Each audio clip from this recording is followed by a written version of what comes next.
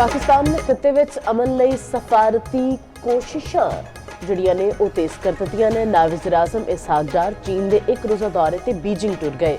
तर्जमान दफ्तर खारजा के मुताबिक इसहाक डार यह दौरा चीनी वज़ीर खारजा वांग यी की दावत उत्ते कर रहे हैं। इलाकाई सूरत हाल दो तरफा तालुकात ते होर अहम आलमी मामलों उत्ते गलबात होगी। इसहाक डार कंधे विच हेयर लाइन फ्रैक्चर होने के बावजूद चीन रवाना होए। ट्रंप ईरान के खिलाफ फौजी मुहिम खत्म करने उत्ते आमादा। अमरीकी अखबार का दावा। वॉल स्ट्रीट जर्नल की रिपोर्ट के मुताबिक ट्रंप ने अपने मशीरा को दस्सिया कि वह अपना हुरमस खुलवाए बगैर ही जंग खत्म करना चाहते हैं। अपने हुरमस को खुलवाने लई पेचीदा कार्रवाई बाद विच की जाएगी। अमरीका का बुनियादी हदफ ईरानी बहरिया ते मिसाइल जखीरे को रोकना है। हुरमस को खुलवाने की कोशिश तनाज़े को 6 हफ्तों तो वधा सकती है। ट्रंप ने फैसला किया है कि अपना हुरमस लई सफारती दबाव पाना चाहिए है। अमरीकी वज़ीर खारजा मार्को रूबियो आखते हैं कि ईरान में साडा फौजी ऑपरेशन खत्म होने तो बाद आपना हुरमस खुल जाएगी। जे आपना हुरमस रखी गई तो ईरान को संगीन नताइज का सामना करना पड़ेगा। कोशिश होगी कि आपना हुरमस को ईरान की रजामंदी नाल खोलिया जाए।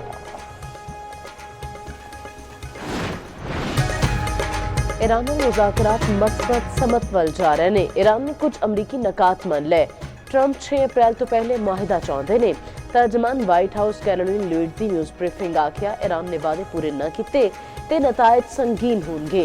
ट्रंप अरब मुल्कों को जंगी अखराजात विच मदद दा कह सकते हैं। अमरीका हुरमस का टूल टैक्स लैन की हमायत नहीं करता।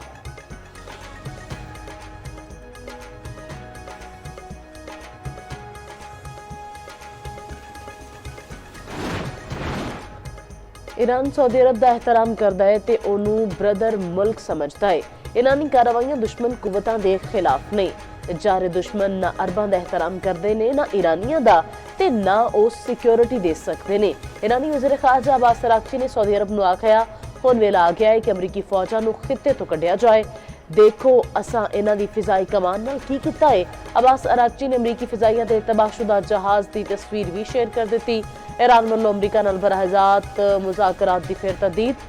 ईरानी सफीर रजा अमीरी मुकदम का आखना है कि पाकिस्तान ने ईरान के खिलाफ जारहीत रोकने नेक नीयती उत्ते मबनी ते मस्बत सफारती किरदार अदा किया। पाकिस्तान के खिते विच अमन की बहाली लई इकदामात नूं सराहने आ।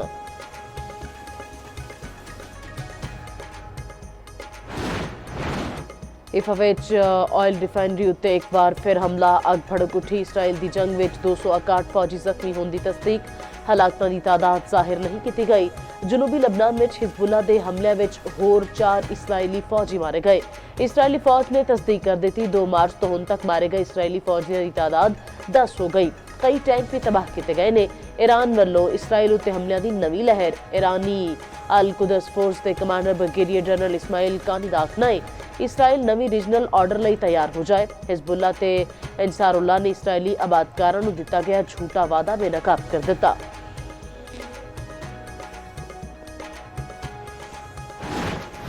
ईरान वालों खलीजी मुल्कां विच हमले जारी ने। दुबई पोर्ट उत्ते कवैत के वड्डे ऑयल टैंकर उत्ते हमले ते अग लग गई। दुबई हुकाम का कहना है कि टैंकर विच लगी अग उत्ते काबू पा लिया गया है। ऑयल टैंकर उत्ते मौजूद 24 बंदियां दा अमला महफूज है। दुबई के इलाके अलबदा विच कामयाब फिजाई दिफाई कार्रवाई। मलबा डिगन नाल अग लग गई जिस नाल 4 बंदे जख्मी हुए। शारजा विच टेलीकॉम कंपनी की इमारत उत्ते ईरानी ड्रोन हमला। हमले विच कोई जानी नुकसान नहीं होया। सऊदी वजारत दिफा का 3 बैलिस्टिक मिसाइल ते 5 ड्रोन तबाह करने का दावा। तुर्किया का एक होर मिसाइल हमला नाकाम बनाने का दावा।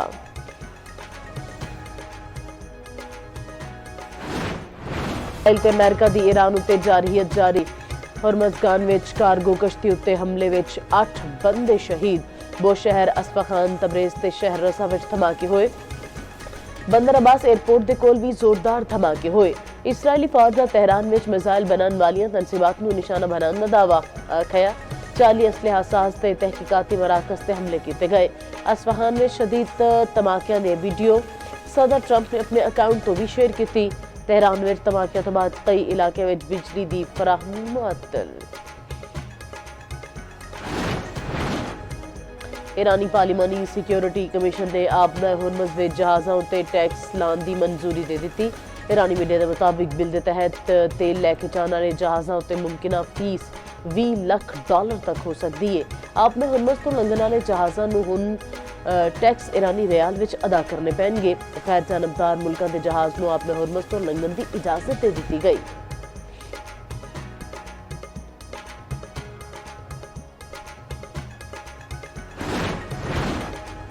ਸਾਰੇ ਸੂਬਿਆਂ ਦੀ ਮੁਖਾਲਫਤ, ਮੁਲਕ ਵਿੱਚ ਸਮਾਰਟ ਲਾਕਡਾਊਨ ਨਾ ਲਾਉਣ ਦਾ ਫੈਸਲਾ। ਈਰਾਨੀ ਸਦਰ ਵਿੱਚ ਆਸਿਫ ਜ਼ਰਦਾਰੀ ਦੀ ਸਦਾਰਤ ਵਿੱਚ ਅਹਿਮ ਮੁਸ਼ਾਵਰਤੀ ਇਜਲਾਸ।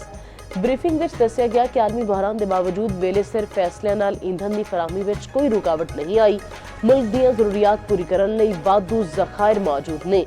ਵਜ਼ੀਰ ਆਜ਼ਮ ਨੇ ਤੇਲ ਦੀਆਂ ਕੀਮਤਾਂ ਵਿੱਚ ਵਾਧੇ ਦੀਆਂ ਤਜਵੀਜ਼ਾਂ ਨੂੰ ਕਈ ਵਾਰ ਰੱਦ ਕਰ ਦਿੱਤਾ। सदर आसिफ जरदारी ने आख्या कि मुश्किल वेले विच माशी तौर पर कमजोर तबकियां नूं कल्ला नहीं छड्डिया जाएगा। सदर मुमलिकत की मरबूत फैसला साजी यकीनी बनाने की हिदायत। सदर आसिफ जरदारी ते वज़ीर आज़म शहबाज शरीफ की मुलाकात।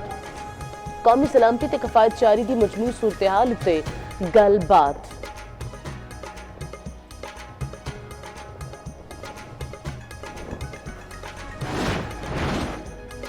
आलमी मंडी में खाम तेल दी कीमतां बुलंद तरीन सतह ते पड़ गई। ब्रेंट खाम तेल 113 ते WTI 103 डॉलर फी बैरल विच विक रहा है। UAE मरबन होम तेल 116 डॉलर फी बैरल दी सतह उत्ते आ।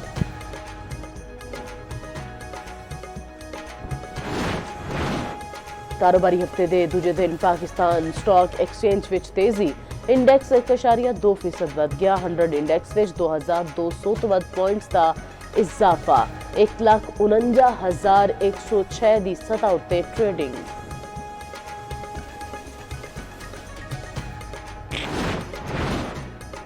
इस्लामाबाद पुलिस ने बानी पीटीआई के खिलाफ पहले तो बाइज्जत बरी मुकदमे विच नवा चालान पेश कर दिता। जुडिशल मैजिस्ट्रेट शहजाद खान ने केस उत्ते समाअत की। बानी दे वकील ने दस्सिया कि अदालती तारीख विच पहली बारी देख रहे हैं। मुलजिम पहले ही बरी हो चुका है ते फिर नवा चालान आ गया है। बानी दे वकील ने बरीयत दा ऑर्डर अदालत विच पेश कर दिता। अदालत ने पहले फैसले की बुनियाद उत्ते केस दाखिले दफ्तर कर दिता।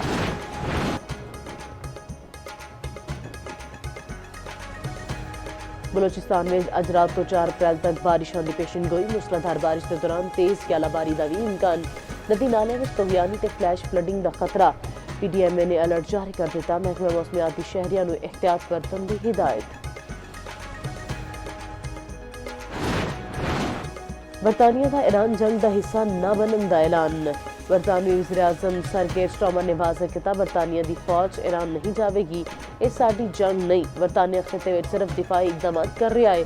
आपने हुरमज़ की बहाली लिए कोशिशें जारी ने। स्पेन का भी बड़ा इकदाम। ईरान के खिलाफ जंग में हिस्सा लैने वाली अमरीकी तैयारियों ने अपनी फिजाई हदूद बंद कर दी। हिस्पानवी वज़ीर दिफा ने आख्या स्पेन में अमरीकी अड्डे भी ईरान के खिलाफ इस्तेमाल नहीं होंगे। मिस्री सदर का डोनाल्ड ट्रंप को जंग रोकने का मुतालबा।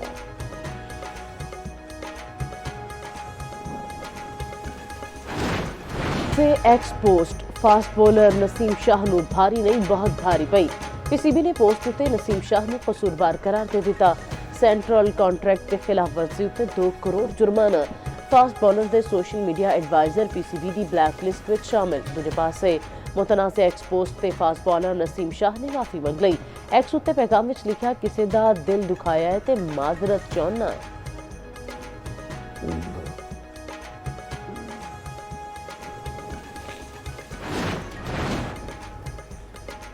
PSL match which ball tampering का इल्जाम। फखर जमान उत्ते 2 मैचों की पाबंदी का खतरा।